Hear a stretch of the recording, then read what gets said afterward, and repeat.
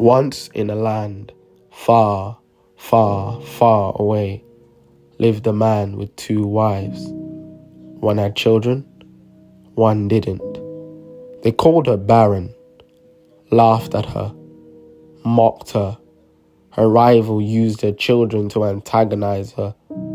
Many nights, the barren woman lay awake, musing on these fantasy children that felt so distant from her stomach. What if they were doctors? What if they were preachers? What could they be, if anything? But all she could see every night was the emptiness of her own belly, and she would weep. She would cry, because it just seemed like a dream. Within the city walls, she was the unfruitful, the useless, whilst her husband's other wife, year after year, gave birth again and again and again.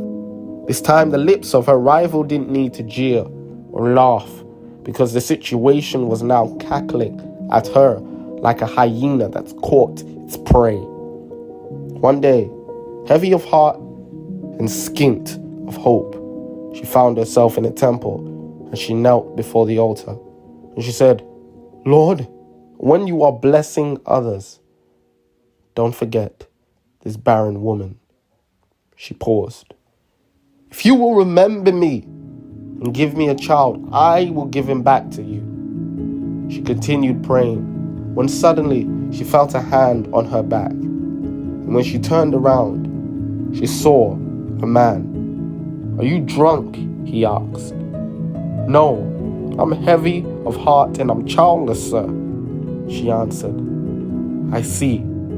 May the Lord grant you your heart desires," the man said, and walked off. She wiped her tears, flushed away the confusion from her face, and loved her husband. Out of love came no less than 11 months later, a child. And as the saying goes, the Lord remembered Hannah. And true to her promise, she gave the lad back to the Lord. And the child she bore became a prophet.